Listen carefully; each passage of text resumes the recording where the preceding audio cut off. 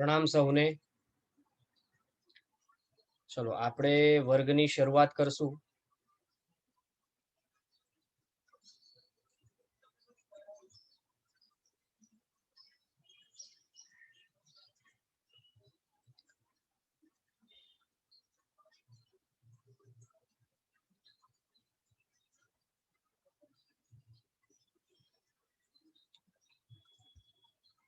ઓમકાર બિંદુ સંયુક્તમ નિત્યમ ધ્યાયન્તિ યોગિનઃ કામદમ મોક્ષદમ ચૈવ ઓમકારાય નમો નમઃ।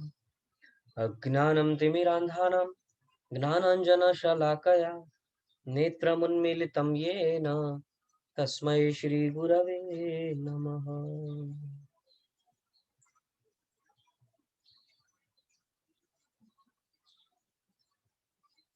જ્ઞાનસારના આપણા વર્ગની અંદર વિવેક અષ્ટક ચાલી રહ્યું છે। વિવેક અષ્ટકની અંદર 6 ગાથાઓ આપણે પૂર્ણ કરી છે।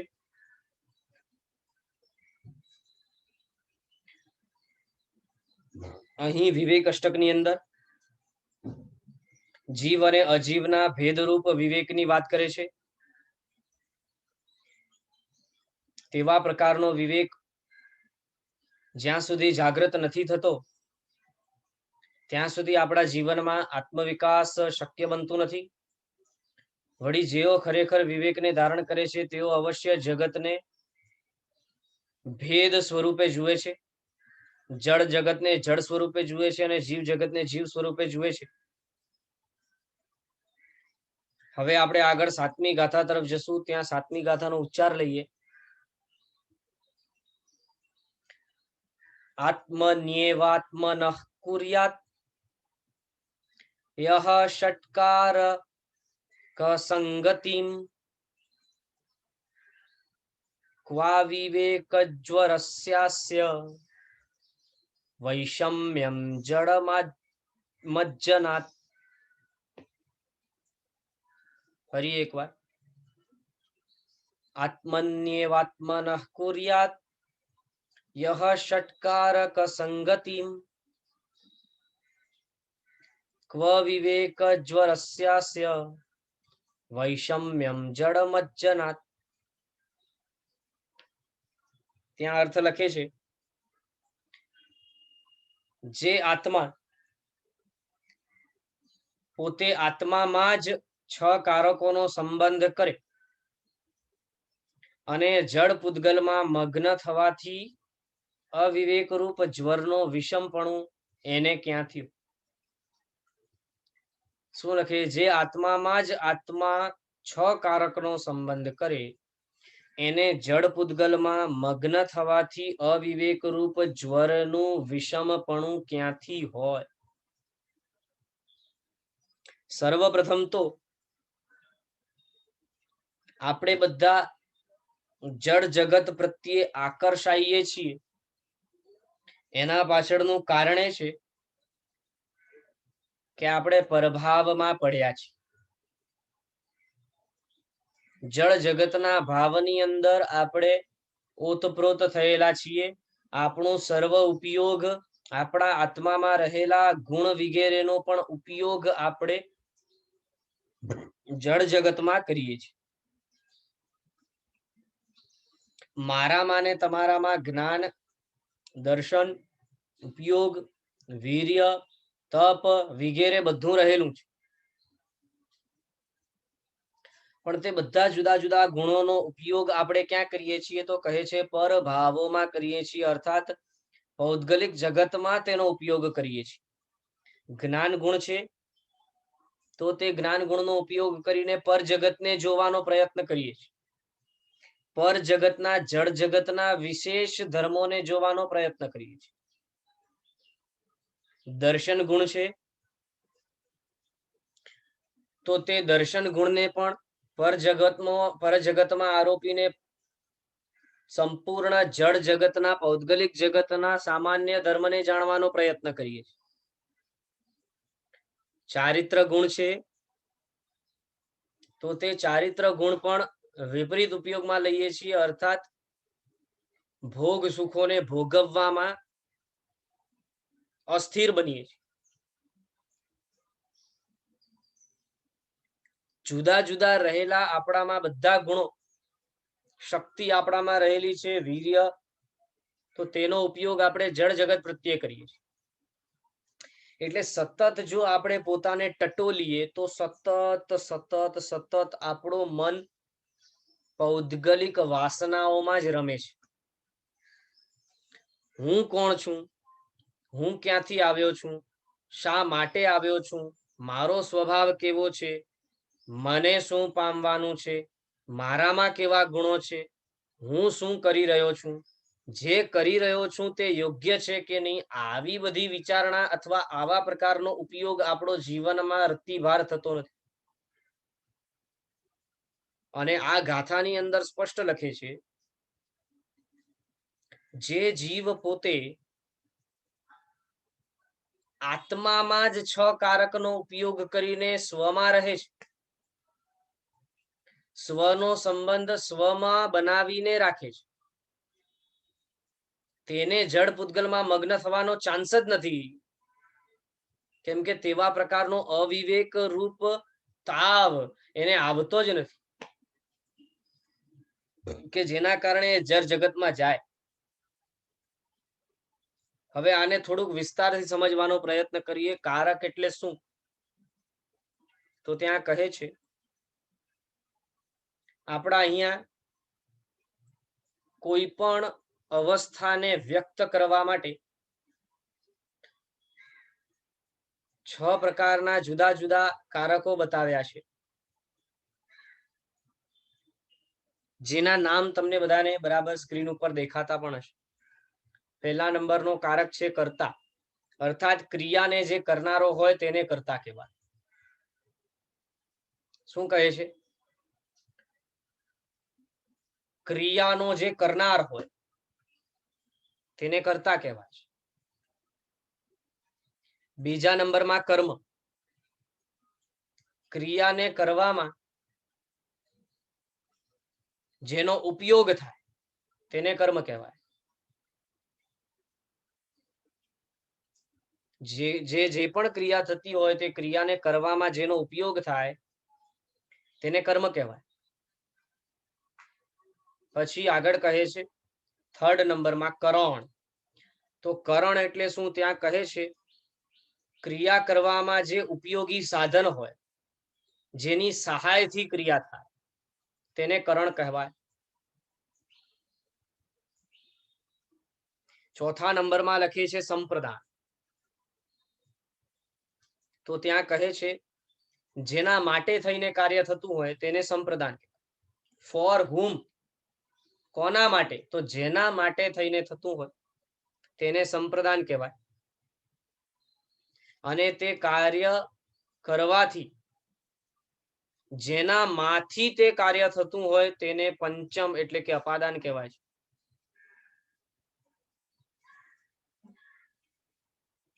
અને આગળ છઠ્ઠા નંબરમાં આધાર લખ્યું છે. ત્યાં ક્રિયા કરવામાં જેનો આધાર લેવાય છે તેને આધાર તરીકે કહ્યું. જે કર્મ કરે તે કરતા, જે ક્રિયાને કરે છે તે કરતા, ક્રિયા કરવામાં જેનો ઉપયોગ કરાય છે તે કર્મ, જેની સહાયથી ક્રિયા થાય છે તે કરણ, જેના માટે ક્રિયા થાય છે તે સંપ્રદાન, જેના માંથી ક્રિયા થાય છે તે અપાદાન, અને જેના આધારે ક્રિયા થાય છે તે આધાર એટલે અધિકરણ. તો આ જે 6 કારકો બતાવ્યા છે, આ 6 કારકોને બરાબર પોતે આત્મા પોતામાં જ આરોપિત કરે, અર્થાત આત્મા આ 6 કારકોની અંદર જ બરાબર સ્થિત રહે, તો તેને પૌદ્ગલિક જગતમાં મગ્ન થવાનો અવસર આવતો જ નથી. કઈ રીતે? તો કહે છે આ જગતની અંદર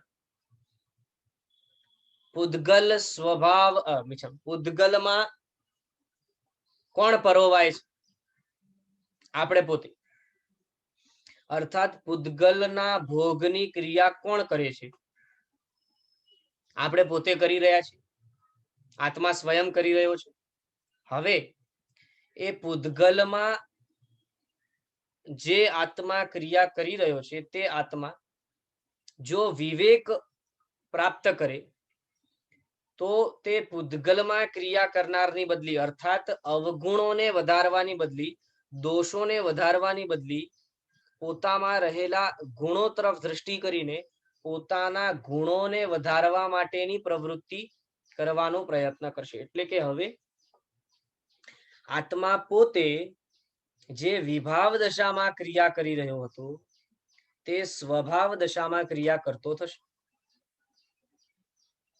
આત્મા પોતાના સ્વભાવને પામવા માટેનું કાર્ય કરશે. તો પોતાના સ્વભાવને પામવા માટેનું કાર્ય કોણ કરે છે? આત્મા પોતે કરે. તો તે સ્વરૂપે આત્મા કરતા થયો. એટલે પેલું જે કારક છે તે અહીં સિદ્ધ થયું. પોતાના સ્વભાવને પ્રાપ્ત કરવાનું કાર્ય આત્મા પોતે કરે છે. આત્મા જ્યારે પણ પોતે પોતાના સ્વભાવને પ્રાપ્ત કરવાનું કાર્ય કરે તો પછી તેનામાં કોનો ઉપયોગ કરે? આત્માનો પોતાનો જ. આત્માનો પોતાનો સ્વભાવ પામવા માટે આત્મા પોતાની અંદરમાં રહેલા ગુણોનો જ ઉપયોગ કરે છે ને. અર્થાત આત્માના ગુણ એટલે સ્વયં આત્મા. તો આત્મા પોતે આત્માને પામે છે. શું કહ્યું? આત્મા પોતે પામે છે એટલે કર્તા. કોને પામે છે? પોતાને પામે છે એટલે કર્મ. આત્મા પોતે આત્માને પામે છે. હવે આત્મા પોતે આત્માને પામે છે ત્યાં કોના વડે પામે છે? સહાયક કોણ? આત્મા પોતે જ પોતાને સહાયક બને છે. માટે ત્યાં લખ્યું આત્મા પોતે વિભાવ દશાથી દૂર થઈને સ્વભાવ દશાને પામવાનો પ્રયત્ન કરે છે. એટલે કે પોતાને જ પામવાનો પ્રયત્ન કરે છે અને પોતે જ પ્રયત્ન કરે છે. પુરુષાર્થ કોણ કરે? તો કે આત્મા. કોને પામવા માટે કરે? તો કે આત્માને પામવા માટે. કોના વડે કરે? તો કે આત્મા વડે જ કરે. આત્મામાં રહેલા ગુણોના આધારે જ કરે. આત્મા વડે જ કરે છે. માટે ત્રીજો કારક પણ અહીં સિદ્ધ થાય છે કે આત્મા પોતે પોતાના સ્વભાવને પામવા માટે એટલે કે પોતાને પામવા માટે કાર્ય કરે છે.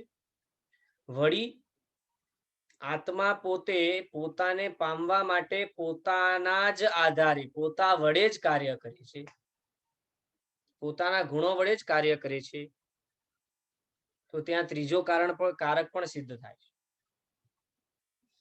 આ બધું જે આપણે કરીએ છીએ અથવા આત્મા કરે છે તે કોના માટે કરે છે? સ્વ માટે જ કરે છે. પોતા માટે જ કરે છે. એટલે આત્મા પોતા માટે પોતા વડે પોતાને પામવાનો પુરુષાર્થ કરે છે. આત્મા સ્વયં પોતા માટે જ પોતા વડે પોતાને પામવાનો પુરુષાર્થ કરે છે. હજી સુધીમાં આપણી અવસ્થા શું છે? આપણે કાર્ય તો પોતે કરીએ છીએ અને કાર્ય પોતા માટે પણ કરીએ છીએ. પણ પોતા માટે પોતા જ વડે આપણે કેવો કાર્ય કરીએ છીએ? પૂદગલ જગતને પામવા માટેનું કાર્ય કરીએ છીએ.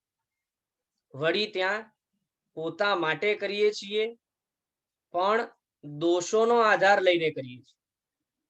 વિભાવ દશાનો આધાર લઈને કરીએ છીએ. તેની સહાયતાથી કરીએ છીએ. માટે હમણાંની આપણી અવસ્થા કેવી છે? આત્મા પોતે પોતા માટે વિભાવ દશાથી દોષો વડે પૂદગલ જગતને પ્રાપ્ત કરવાનો પ્રયત્ન કરે છે. હમણાંની આપણી અવસ્થા આવી છે. પણ જેઓ વિવેકથી યુક્ત છે તેઓ પૌદ્ગલિક જગતનો પ્રયાસ કરતા નથી, તે જગતને પામવાનો પ્રયાસ કરતા નથી, પરંતુ પોતાના ગુણોને, તે ગુણો વડે જ પોતાને પામવા માટેનો જ પ્રયત્ન કરે છે, પોતા માટે જ કરે છે. વળી કર્યું તે પોતાને પામવા માટેનો જે પ્રયત્ન કરે છે, તે પુરુષાર્થ, તે પ્રયત્ન, તે ગુણોનો ઉપયોગ વગેરે કોનામાંથી આવ્યો? બહારથી લીધો? નહીં, આત્માનો પોતાનો જ છે. એટલે પોતામાંથી જ, આત્માના અંદરથી જ, આત્માના અંદરથી જ પુરુષાર્થ થાય છે. એટલે આત્મામાંથી, આત્મા માટે, આત્મા વડે આત્માને પામવાનો પુરુષાર્થ થાય છે.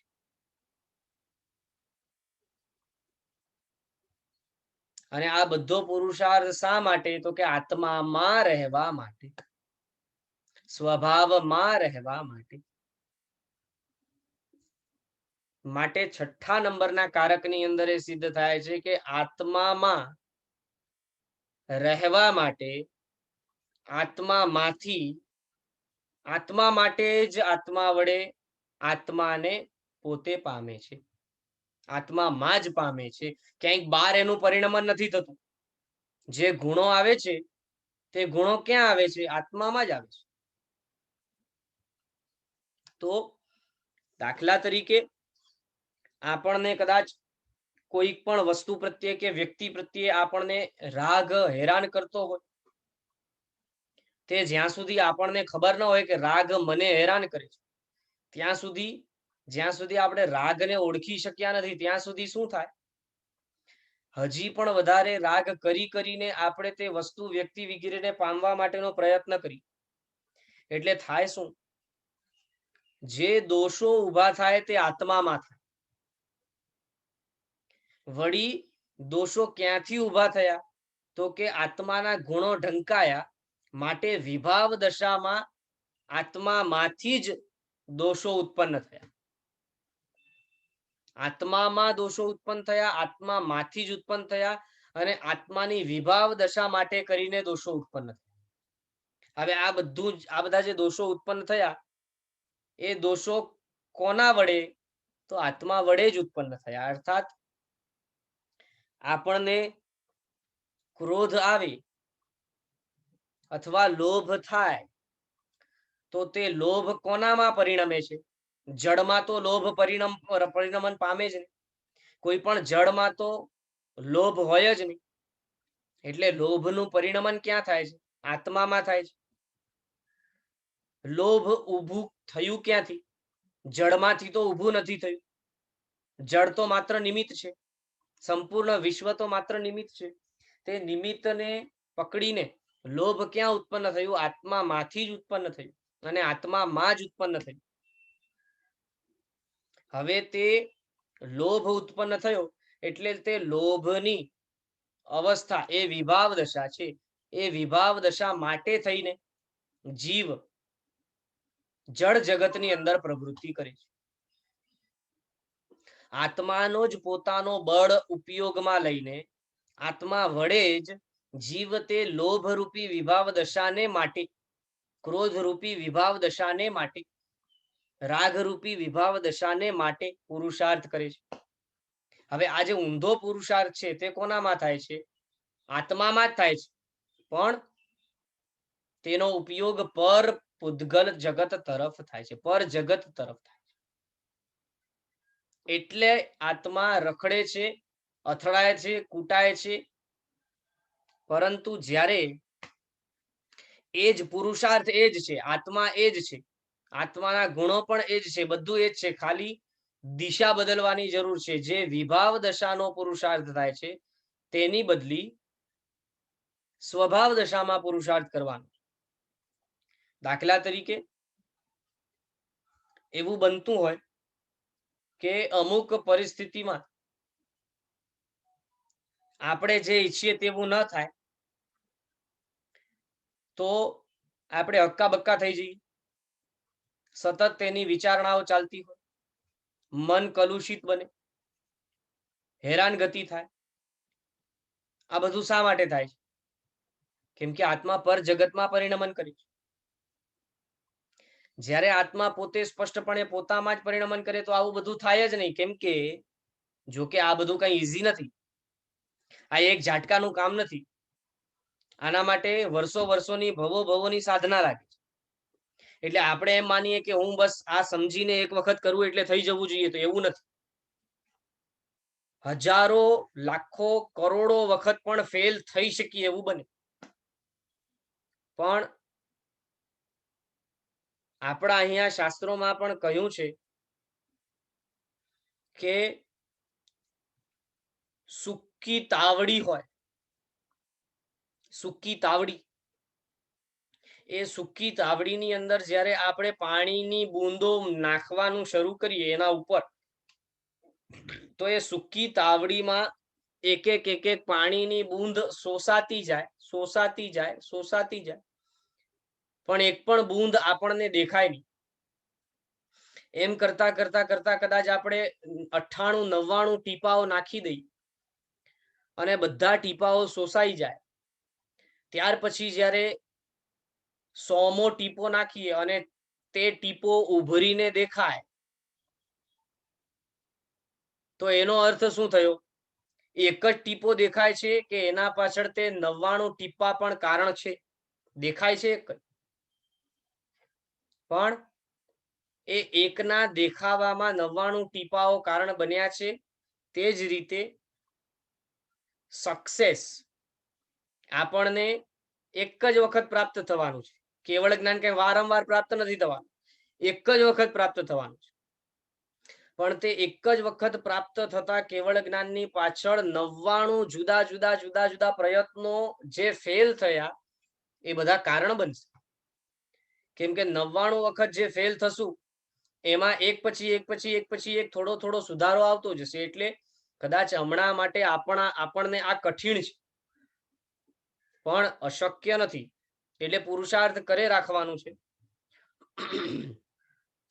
ક્ષમાને પ્રાપ્ત કરવા માટેનો પુરુષાર્થ કરીએ તો સર્વપ્રથમ તો ક્ષમા આપણો પોતાનો ગુણ છે. કોઈ પૌદ્ગલિક બહારના જગતથી આપણને તે લેવાનો નથી, આપણો પોતાનો ગુણ છે. એટલે એના માટે પૌદ્ગલિક જગતમાં આપણને કોઈ પણ પ્રકારનું આરોપણ કરવાની જરૂર નથી, પ્રયત્ન કરવાની જરૂર નથી. એટલે આત્મામાંથી જ ક્ષમા ગુણ આવશે. આત્મા માટે થઈને જ તે ક્ષમા ગુણ કેળવશું, આત્મા વડે જ કેળવશું. આત્માને કેળવવા માટે તે ક્ષમા ગુણ કેળવશું. અને કોણ કેળવે છે? આ બધું કરશે કોણ? આત્મા પોતે જ કરશે. અને એનું પરિણમન ક્યાં થશે? આત્મામાં જ થશે. અર્થાત ક્ષમા ગુણને કેળવનારો પણ આત્મા, ક્ષમા ગુણને કેળવે છે, આત્મા વડે જ કેળવે છે, આત્મા માટે જ કેળવે છે, આત્મામાંથી જ કેળવે છે. અને તેનું પરિણમન પણ આત્મામાં જ થાય છે. આ 6 કારકોથી જે પોતાને વિવેકયુક્ત બનાવે છે, આ 6 કારકોથી જે પોતાને બરાબર યુક્ત બનાવે છે, તે જીવ ક્યારે પણ પૂદગલ ભાવોની અંદર વહી જતો નથી, અથવા અવિવેક રૂપ જુદા જુદા સંકલ્પો, વિકલ્પો વગેરે એના માટે હવે બાધક બની શકતા નથી. આત્મા પોતે પોતામાં જ મગ્ન બને છે. પર જગતમાં, જળ જગતમાં, પૌદ્ગલિક જગતમાં મગ્ન નથી બનતો. વળી આ વાતનો પણ ખુલાસો ખાસ અહીં કરવા જેવો છે કે હમણાં આપણે સંપૂર્ણ રીતે પૌદ્ગલિક જગતમાં જ મગ્ન છીએ. માટે બહુ જ ધીરે ધીરે ધીરે ધીરે આ પ્રોસેસ શરૂ થશે અને આગળ વધશે. એટલે આપણને સતત એવું પ્રયત્ન કરવાનું છે કે હું કઈ રીતે પોતાને એવું વાતાવરણ આપું કે જે વાતાવરણની અંદર મને સર્વપ્રથમ તો જળ જગતના નિમિત્તો ઓછા મળે, પૌદ્ગલિક જગતમાં મગ્ન થવા માટેના નિમિત્તો ઓછા મળે. ત્યાર પછી નંબર 2, જે સદ નિમિત્તો મળે, દેવ ગુરુ ધર્મ આરાધના માટેની અનુકૂળતા ઉપાશ્રય દેરાસર વગેરે જે જુદા જુદા આપણને નિમિત્તો મળે તે જુદા જુદા નિમિત્તોનો બરાબર ઉપયોગ કરીને સતત પોતામાં રહેવા માટેનો અભ્યાસ કરવાનો, પોતાનામાં જે ગુણો છે તે ગુણોમાં ધીરે ધીરે આગળ વધવાનો પ્રયત્ન કરવાનો. વળી કદાચ ક્વચિત આપણને અવળા નિમિત્તો મળે તો તે અવળા નિમિત્તો મળતા સમયે આપણને જાગૃત રહેવાનો પ્રયત્ન કરવો કે આ અવળો નિમિત્ત આવ્યો છે, હવે આ નિમિત્ત મને પાડશે તો આ નિમિત્તના આધારે હું પડવા માટે તૈયાર નથી થતો, પણ આ નિમિત્તને હું ઓળંગી જઈને મારા ગુણને મજબૂત બનાવવા માટેનો પ્રયત્ન કરવા ઈચ્છું છું. એ રીતે ધીરે ધીરે જો જીવ પ્રયત્ન કરશે તો અવશ્ય એક સમય એવો પણ આવશે કે સંપૂર્ણપણે આ 6 કારકોની અંદર જીવ સિદ્ધ થશે. સંપૂર્ણપણે 6 કારકોની અંદર જીવ સિદ્ધ થાય તે અવસ્થા વિતરાગતાની અવસ્થા છે, કેવળ જ્ઞાનની અવસ્થા છે. પણ તે અવસ્થાને પણ પામવા માટે પ્રયત્ન ધીરે ધીરે શરૂ તો હમણાંથી જ કરવાનું છે. માટે અવશ્ય આત્મા પોતે સમ્યક જ્ઞાન, સમ્યક દર્શન અને સમ્યક ચારિત્રમાં જેમ જેમ પ્રવૃત્તિ કરશે તેમ તેમ ધીરે ધીરે આગળ વધતું. હવે આપણે 8મી ગાથા તરફ આગળ વધીએ.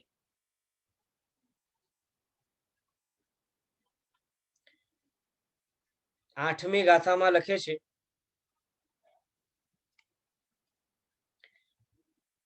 સંયમાસ્ત્રમ વિવેકેન શાણેનોત્તેજિતમ મુનેઃ ધૃતિદારોલ્બણમ કર્મ શત્રુચ્છેદક્ષમમ ભવેત. ફરી એક વાત,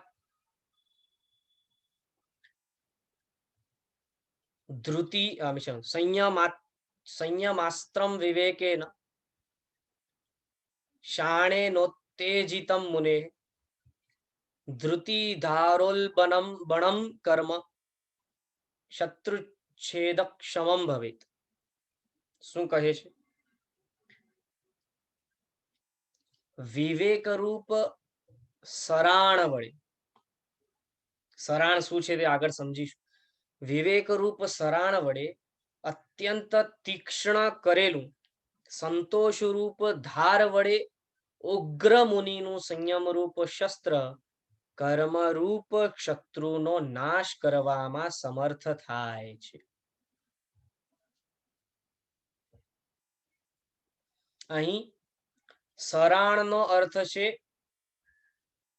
ધાર કરવા માટેનું સાધન, તીક્ષ્ણતા લાવવા માટેનું સાધન, તેને સરાણ કહે છે. ધાર કરાવવા માટે જે મશીન હોય અથવા જે સાધન હોય તેને સરાણ કહે છે. અને લખે છે કે જે મુનિ ભગવંતો પોતે સરાણથી સંતોષ રૂપ ધાર પેદા કરે છે. શેમાં? સંયમ રૂપ શસ્ત્રમાં. સંયમ એ શસ્ત્ર રૂપ બતાવ્યું, સંતોષને ધાર રૂપ બતાવ્યું, અને તે સંતોષ રૂપી ધારથી યુક્ત સંયમ રૂપ શસ્ત્ર વડે કર્મરૂપ શત્રુઓનો નાશ કરવામાં આ મુનિઓ સમર્થ થાય છે. હવે આ અષ્ટક પોતે વિવેક અષ્ટક છે. એટલે સર્વપ્રથમ તો જ્યારે જીવને ભેદ, જીવ અને અજીવનો બરાબર ભેદ ખ્યાલ આવે છે ત્યારે પોતાની વાસ્તવિકતા, જગતની વાસ્તવિકતા બરાબર ચિત્તની સામે આવે છે, આંખોની સામે આવે છે.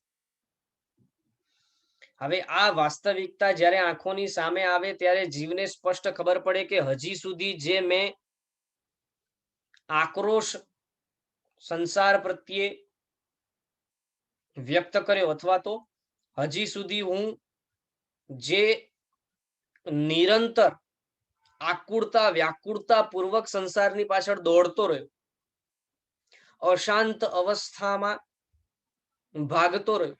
ક્યારેક આ જોઈએ છે, ક્યારેક ઓલું જોઈએ છે, ક્યારેક આના પાછળ, ક્યારેક ફલાણા પાછળ, ક્યારેક ઢીકણા પાછળ, સતત અને સતત હું સંસાર જગત, પૌદ્ગલિક જગત પાછળ દોડતો જ ગયો, દોડતો જ ગયો, દોડતો જ ગયો, અને અશાંતિ પેદા જ કરતો ગયો. અશાંતિ વધારે ને વધારે, વધારે ને વધારે પેદા કરતો ગયો.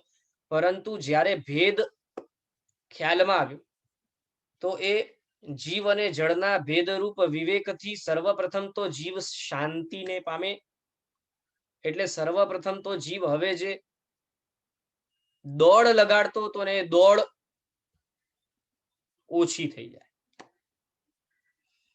કેમ કે સ્પષ્ટપણે જીવને ખબર પડી છે કે જેના પાછળ દોડતો હતો એમાં સાર જ નથી. હવે જેના પાછળ જીવ દોડતો હોય એમાં સાર લાગતો હોય માટે દોડતો હોય, પણ જેવું ખ્યાલ આવે કે સાર નથી એટલે સર્વપ્રથમ તો દોડવાનું ઓટોમેટિક ઓછું થઈ જાય. દોડવાનું ઓટોમેટિક ઓછું થાય એટલે શું થાય? જીવનમાં સંતોષ આવવાનું શરૂ થાય. અચ્છા, હવે જીવનમાં સંતોષ આવવાનું શરૂ થાય એટલે શું કામ થાય?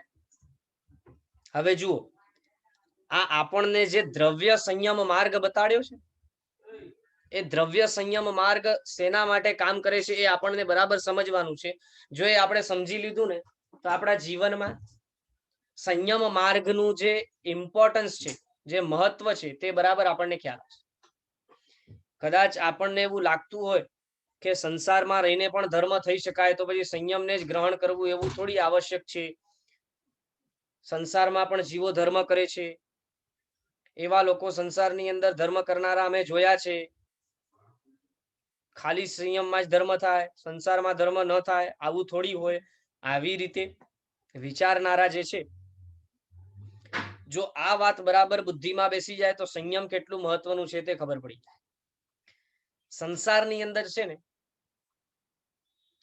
એક વખત વિવેક આવી ગયા બાદ પણ સંસાર તરફ આકર્ષિત કરે તેવા નિમિત્તો ઢગલા છે, તેનો કોઈ પાર નથી.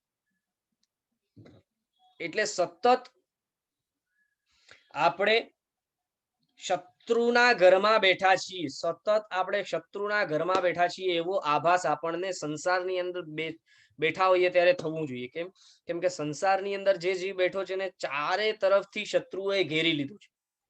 ચારે બાજુ એને અવશ્ય પાડી નાખવા માટેના નિમિત્તો તૈયાર જ છે. પણ બીજી બાજુ સંયમમાં એવું નથી. સંયમ એ શત્રુના ઘરમાં હોતે છતે પણ વજ્રમય કિલ્લા રૂપ આપણી આજુબાજુમાં બખ્તર તરીકેનું કામ કરે છે. સંયમ શું કામ કરે છે? ભલે કદાચ આપણે શત્રુના ઘરમાં છીએ, વિભાવ દશામાં જ છીએ, સંયમ લીધું હોય ત્યારે પણ વિભાવ દશા તો છે જ, નથી એવું નથી. પણ વિભાવ દશામાં પણ તે જીવ જ્યારે સંયમને સ્વીકાર કરે છે તો તે સંયમ શત્રુના ઘરમાં પણ વજ્રરૂપી બખ્તરને તૈયાર કરે છે, કિલ્લાને તૈયાર કરે છે. આજુબાજુમાં ચારે તરફ તે કિલ્લાનું પ્રોટેક્શન ઊભું થાય, જેના કારણે જે નિમિત્તો છે, જે શત્રુની સેના છે, તે શત્રુની સેના રૂપ નિમિત્તો આપણા ઉપર હુમલો નથી કરી શકતા. અને માટે વિવેક આવ્યા પછી જે આપણને સંતોષની શરૂઆત થઈ છે, તે સંતોષ રૂપી ધારને આપણે હજી વધારે તીક્ષ્ણ બનાવી શકીએ. માટે આ ગાથાની અંદર આપણને કહ્યું કે જો એક વખત વિવેક રૂપ સાધન આપણને પ્રાપ્ત થયું તો તે વિવેક રૂપ સાધનથી આપણને શું પ્રાપ્ત થશે? તે સાધનનો ઉપયોગ કરીને આપણે સંતોષ રૂપ ધાર પેદા કરશું. શેમાં? સંયમ રૂપ શસ્ત્રમાં.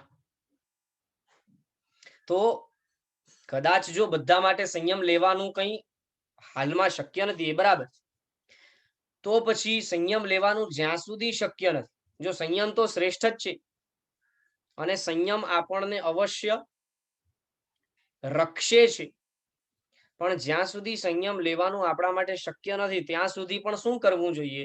તો કહે છે પોતાની શક્તિ મુજબ. આ વાક્ય સૌથી મહત્વનું છે. પોતાની શક્તિ મુજબ પોતે બાઉન્ડ્રી પોતા માટે બાંધવી જોઈએ.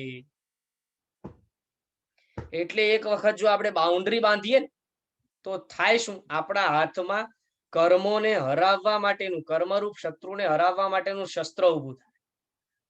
વિવેક તો છે જ, એટલે વિવેક રૂપ સરાણ તો છે જ, અને બીજી બાજુ બાઉન્ડ્રી રૂપ, કંટ્રોલ રૂપ, સંયમ રૂપ, જેટલી સંસાર માર્ગની અંદર પણ સંયમ સ્વીકારી શકીએ એટલું, યથાશક્તિ સ્વીકારી શકીએ એટલું, એ સંયમ રૂપ શસ્ત્ર આપણા પાસે હશે તો સતત એ સંયમ રૂપ શસ્ત્રને, બાઉન્ડ્રી રૂપ શસ્ત્રને વારંવાર આપણે વિવેક રૂપ સરાણથી ઘસતા રહીશું, જેના કારણે એમાં સતત ધાર કાયમ રહેશે, અને તે ધારદાર તીક્ષ્ણ શસ્ત્રથી અવશ્ય આપણે કર્મરૂપ શત્રુને હરાવવામાં સક્ષમ બનશું. હવે આમાં ત્રણેયનું મહત્વ છે. સરાણનું પણ મહત્વ છે, ધારનું પણ મહત્વ છે, અને શસ્ત્રનું પણ મહત્વ છે. ત્રણેયમાંથી એક પણ ન હોય તો ન ચાલે. દાખલા તરીકે આપણે એમ વિચારીએ કે આપણા પાસે સરાણ છે, ધાર લગાડવાનું મશીન છે, પણ ધાર લગાડવા માટે શસ્ત્ર જ નથી, તો પછી તે મશીન છે શા કામનું? તે મશીન શા કામનું? હવે આપણે એમ વિચારીએ કે આપણા પાસે સરાણ છે અને વિવેક પણ છે.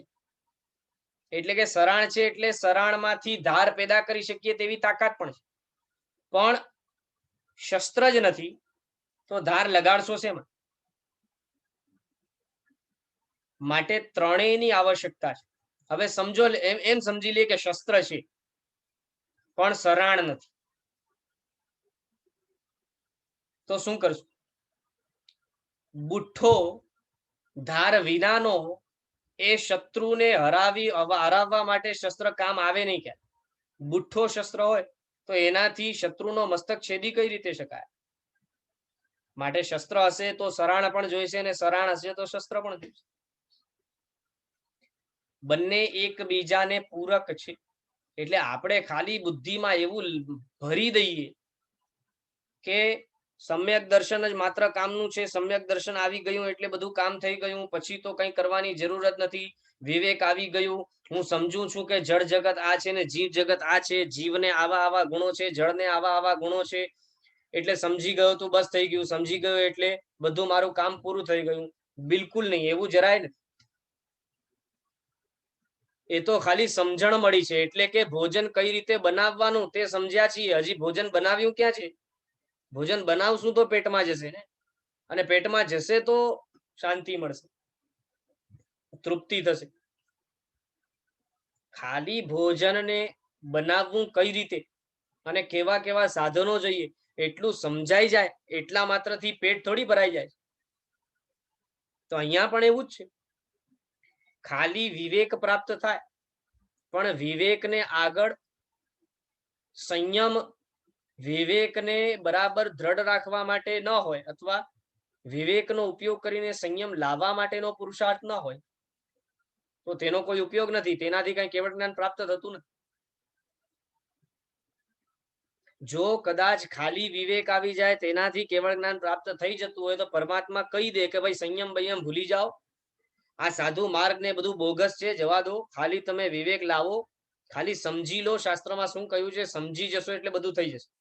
પરમાત્મા કહી દે, પણ પરમાત્મા આવું નથી કીધું. પરમાત્માએ કીધું સમ્યક દર્શન, સમ્યક જ્ઞાન, સમ્યક ચારિત્ર, ત્રણેય એકી સાથે મોક્ષ માર્ગ.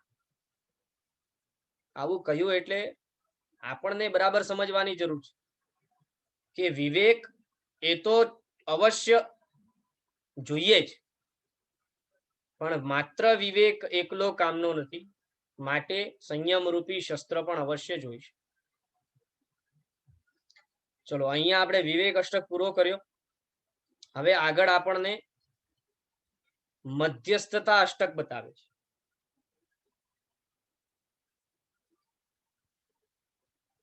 આ મધ્યસ્થતા અષ્ટક અપેક્ષા એ ખૂબ મહત્વ ધરાવે છે. એના પાછળનું કારણ એ છે, શાસ્ત્રોમાં યોગ માર્ગના ગ્રંથોની અંદર લખ્યું, જો મધ્યસ્થતા જીવને નથી આવતી તો તે જીવ ક્યારે પણ આત્મવિકાસ કરી શકતો નથી. ચાહે પછી તે જીવ કેટલો પણ પ્રયત્ન કરે, ધર્મ આરાધના કરીને ચૂર થઈ જાય, તપશ્ચર્યાઓ કરીને પોતાના ભવો ભવ કાઢી નાખે, મધ્યસ્થતા નથી તો વિવેક શક્ય નથી, અને વિવેક શક્ય નથી તો સમ્યક ક્રિયા શક્ય નથી, અને સમ્યક ક્રિયા શક્ય નથી તો મોક્ષ શક્ય નથી. આપણા અહીંયા છે ને શાસ્ત્રોની અંદર જુદા જુદા શબ્દોમાં માર્ગને વર્ણન કરાવ્યું, માર્ગનું વર્ણન કરાયું છે. દાખલા તરીકે માત્ર 2 શબ્દની અંદર કહેવું હોય સંપૂર્ણ માર્ગને, તો શાસ્ત્રકાર ભગવંતો કહે છે સમ્યક દર્શન અને સમ્યક ક્રિયા બંને એકી સાથે હોય તો તે મોક્ષ માર્ગ છે. જો 3 તરીકે કહેવું હોય તો ત્યાં કહે છે કે સમ્યક દર્શન, સમ્યક જ્ઞાન અને સમ્યક ચારિત્ર એ મોક્ષ માર્ગ છે. જો 4 શબ્દોમાં કહેવું હોય તો કહે છે દાનશીલ, તપ અને ભાવ એ મોક્ષ માર્ગ છે. જો 5 શબ્દોમાં કહેવું હોય તો કહે છે પ્રણિધાન, પ્રવૃત્તિ, વિઘ્નજય, સિદ્ધિ અને વિનિયોગ એ મોક્ષ માર્ગ છે. એટલે મોક્ષ માર્ગને જુદી જુદી દ્રષ્ટિથી શાસ્ત્રોમાં વર્ણવવામાં આવ્યું છે, પણ આ બધી જ જુદી જુદી જુદી જુદી દ્રષ્ટિમાં શબ્દો જુદા જુદા છે, ક્રમ તો એક જ. શબ્દો જુદા જુદા છે, દ્રષ્ટિ જુદી જુદી છે, વ્યાખ્યા તે દ્રષ્ટિ અનુસારે છે, પણ ક્રમ તો એક જ છે. અને તે ક્રમની અંદર સર્વપ્રથમ 2 વસ્તુ તો અવશ્ય માગે છે. 2 વસ્તુ અવશ્ય માગે છે, 2 ગુણ અવશ્ય માગે છે. એ 2 ગુણ ન હોય તો કોઈ પણ જીવ જગતમાં આગળ વધી શકે નહીં. બરાબર આરસના પથ્થર ઉપર લખીને રાખવા જેવી વસ્તુ છે કે સત્યની શોધ. શું કહે છે? સત્યની શોધ જો આપણામાં પેદા નથી થઈ અને તે સત્યની શોધ મધ્યસ્થતા પૂર્વક પેદા નથી થઈ તો કોઈ પણ જીવા જગતની અંદર મોક્ષ માર્ગમાં આવી શકે નહીં અને મોક્ષને પામી શકે. જે જીવની અંદર સત્ય શોધકતા પેદા થશે, સત્યને શોધવા માટેની તાલાવેલી ઊભી થશે અને મધ્યસ્થતા પૂર્વક તે સત્યને શોધવાની તાલાવેલી થશે, તે જીવ મોક્ષ માર્ગ તરફ આગળ વધી શકશે. પ્રશ્ન એ આવે કે ભાઈ મધ્યસ્થતા છે શું? આટલી વારથી મધ્યસ્થતા મધ્યસ્થતા બોલો છો, પણ મધ્યસ્થતાનો અર્થ શું? મધ્યસ્થતાનો અર્થ છે રાગ અને દ્વેષ રહિત સમભાવની અવસ્થા. શું કહે છે? રાગ અને દ્વેષ રહિત સમભાવની અવસ્થા, તેને મધ્યસ્થતા કહે છે. બીજી રીતે જો આને સમજવાનો પ્રયત્ન કરીએ તો અમુક પક્ષ ઉપર, અમુક વસ્તુ ઉપર, અમુક વ્યક્તિ ઉપર, અમુક પંથ ઉપર, અમુક સંપ્રદાય ઉપર, અમુક ગચ્છ ઉપર રાગ અથવા દ્વેષ હોય અને એના કારણે નિર્ણય થતું હોય તો તે મધ્યસ્થતા નથી. પરંતુ વ્યક્તિ, વસ્તુ, પંથ, સંપ્રદાય, ગચ્છ, સમાજ, સભ્યતા વગેરેથી પર જે વાસ્તવિકતા છે, જે તત્વ છે, જે સત્ય છે, તે સત્યને ધ્યાનમાં રાખી રાગદ્વેષ રહિત નિર્ણય થતું હોય તેવા પ્રકારની અવસ્થા તે મધ્યસ્થતાની અવસ્થા છે. એક દાખલો લઈએ અને તેને સમજવાનો પ્રયત્ન કરીએ. સમજો કે એક પિતા છે અને તેને 7 પુત્રો છે. એ પિતાના 7 પુત્રો પિતા માટે બધા એક સરખા છે. હા, એવું બની શકે કે દરેકે દરેક પુત્રમાં પોતપોતાની એક અમુક ખાસિયત છે. અને બીજી બાબતોમાં કદાચ તે જુદા જુદા જે બધા પુત્રો છે તે નબળા પણ હોય, પણ દરેક પુત્રમાં એક અનોખી ખાસિયત છે કે જેમાં તે નિષ્ણાંત છે. હવે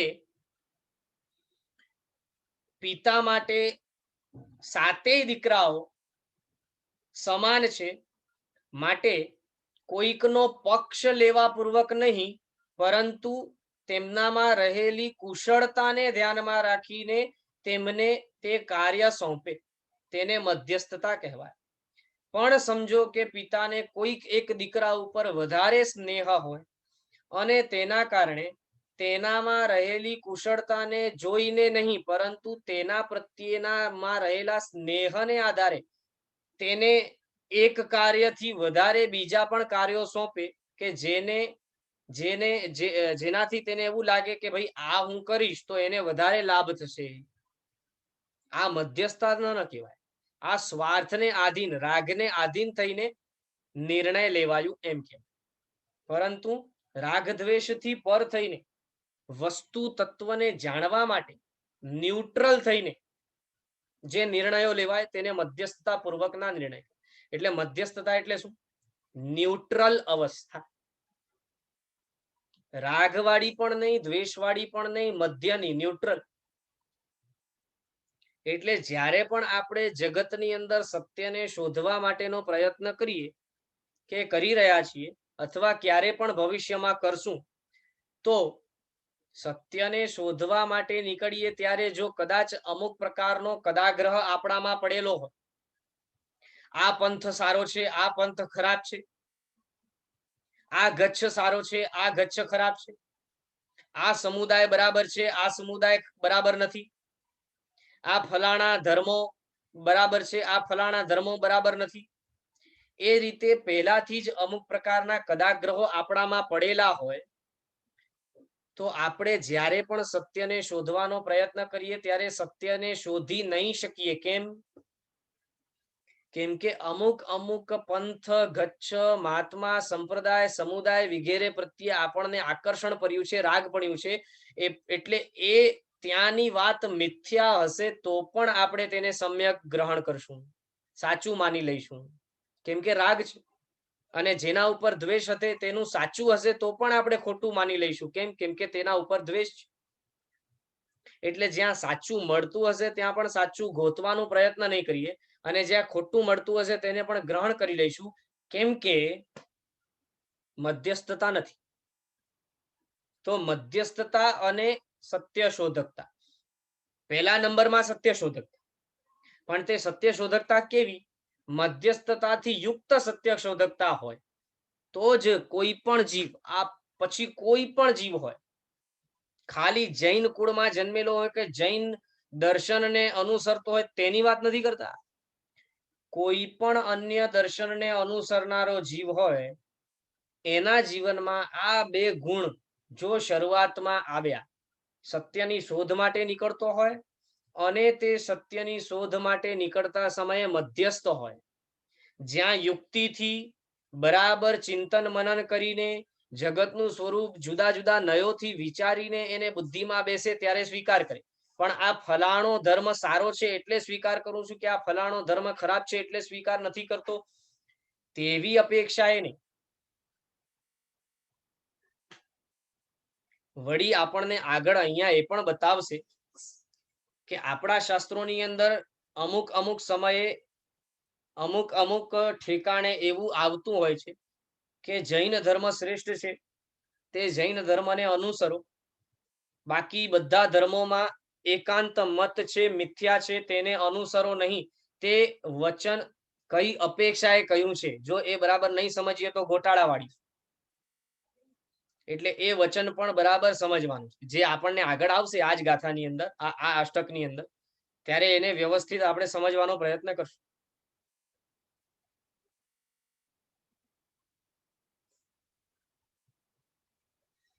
તો મધ્યસ્થતા કહો કે માધ્યસ્થતા કહો, બંને એક જ. મધ્યમાં રહેલો તેને કહેવાય મધ્યસ્થ. શબ્દમાં જ છે બધું. મધ્યસ્થ, સ્થ એટલે રહેલો અને મધ્ય એટલે સેન્ટર. રાગ બાજુ પણ ઝૂકેલો નહીં, દ્વેષ બાજુ પણ ઝૂકેલો નહીં, મધ્યમાં રહેલું તે મધ્યસ્થ. લખે છે તમારા કોઈ એક વિચારને કે વિચારધારાને વળગી રહીને એકાંગી ન બનો. શું કહે છે? એકાંગી ન બની જાઓ, મધ્યસ્થ રહો, કુતર્કોનો ત્યાગ કરો.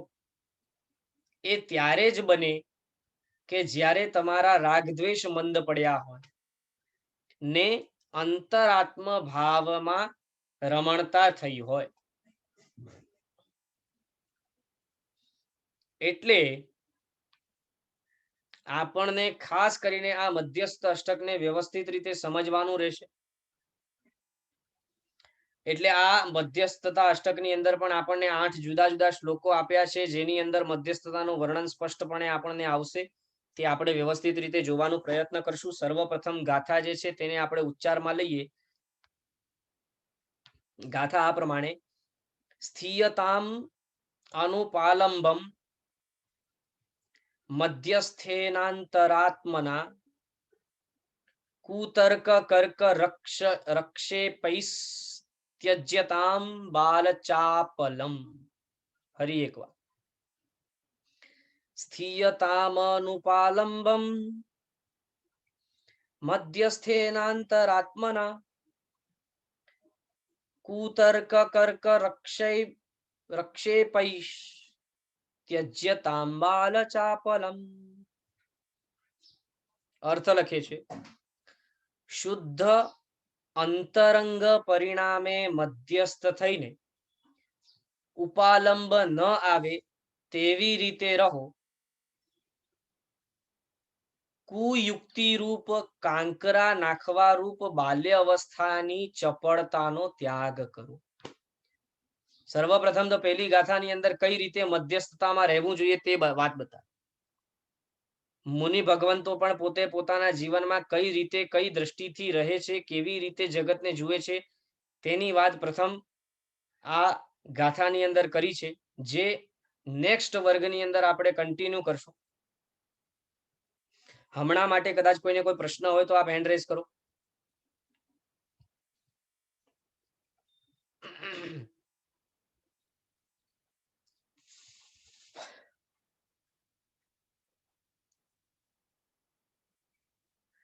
આરતીબેન બોલો.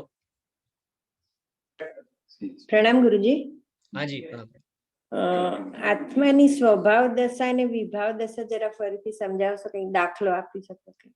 આત્મામાં રહેલા જે ગુણો છે તે ગુણો તરફનું ગમન કરતા કરતા કરતા કરતા આત્મા સંપૂર્ણ સિદ્ધિ અવસ્થાને પામે. તે આત્માની સંપૂર્ણ સિદ્ધ અવસ્થા એ સંપૂર્ણ સ્વભાવ અવસ્થા છે. જેમ જેમ આપણે પોતાના જીવનમાં મોક્ષ માર્ગ તરફ આગળ વધતા જઈએ તેમ તેમ આપણામાં આંશિક સ્વભાવ અવસ્થા આવતી જાય. એટલે આત્માની જે મૂળભૂત શુદ્ધ અવસ્થા છે, ગુણોથી યુક્ત, વિભાવ દશા રહિત, દોષોથી રહિત અવસ્થા છે, આત્માની અરૂપી અવસ્થા છે,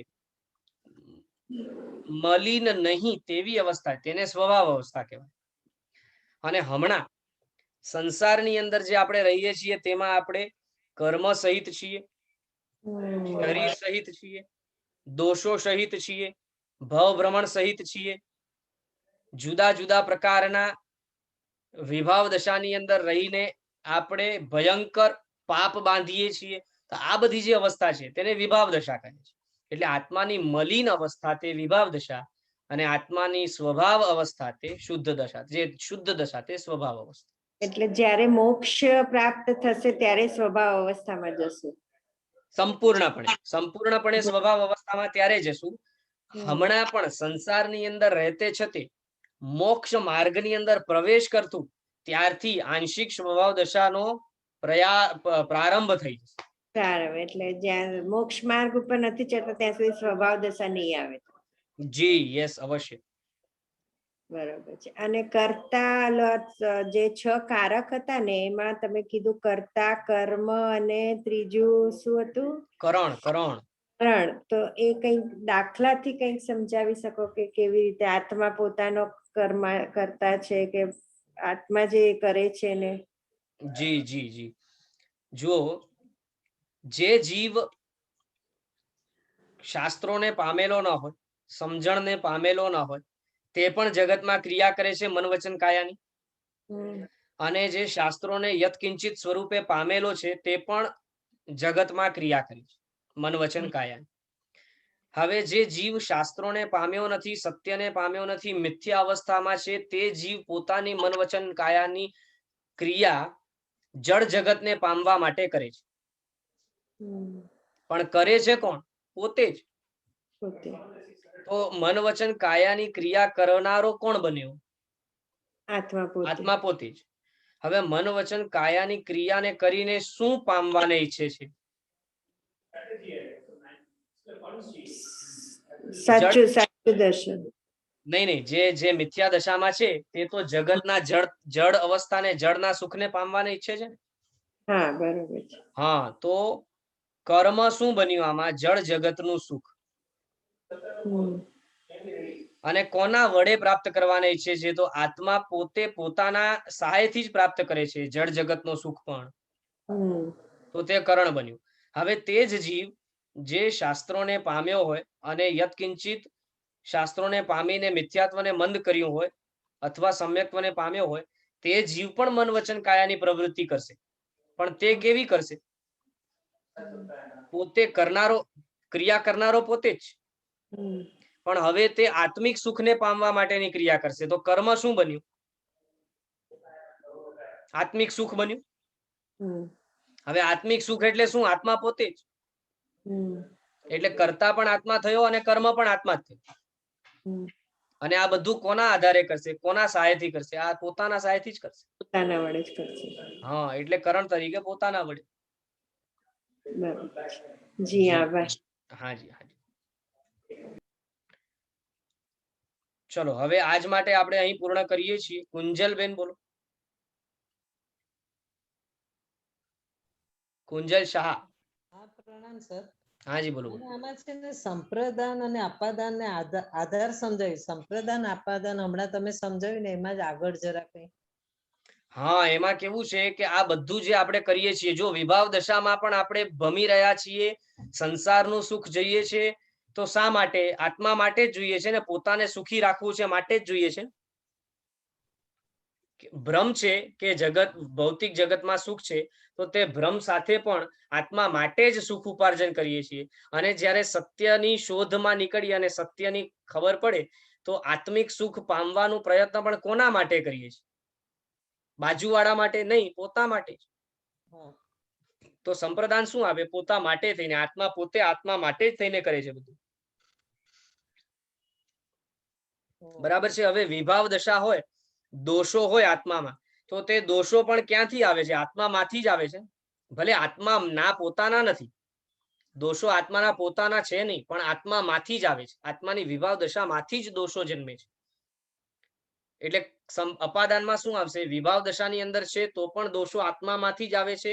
અને જ્યારે સ્વભાવ દશાને પ્રાપ્ત કરવા માટેનો પ્રયત્ન કરશે, તો ગુણો જે છે એ પણ આત્મામાંથી જ આવે છે. તો આત્મામાંથી ગુણો પ્રગટ થાય છે. આત્મા માટે થઈને તે ગુણોનો ઉપયોગ કરીને આત્માની શુદ્ધ અવસ્થાને પામવા માટે આત્મા પ્રયત્ન કરે છે. અને આધાર કોનો લે છે? એટલે તે બધું પરિણમન કોનામાં પામે છે? વિભાવ દશા પણ આત્મામાં જ ઊભી થાય છે અને સ્વભાવ દશા પણ આત્મામાં જ ઊભી થાય છે. બરાબર છે? ખ્યાલ આવ્યો? સંપ્રદાન ને અપાદાન બંને સ્વભાવ અને વિભાવ એની જોડે લેવાનું ને? હાજી, યસ યસ. બધી વસ્તુ સ્વભાવ વિભાવ સાથે આપણે લઈ શકીએ છીએ. સમજાવવા માટે થઈને મેં તો તમને ઉદાહરણ આપ્યું કે વિભાવ દશામાં હોય તો આ રીતે થાય અને સ્વભાવ દશામાં હોય તો આ રીતે. આભાર સર. હાજી હાજી, આભાર. ચલો, સર્વ મંગલ માંગલ્યમ સર્વ કલ્યાણ કારણમ પ્રધાનમ સર્વ ધર્માણામ જૈનમ જયતિ શાસનમ જીન શાસન દેવકી જય. પ્રણામ બધા.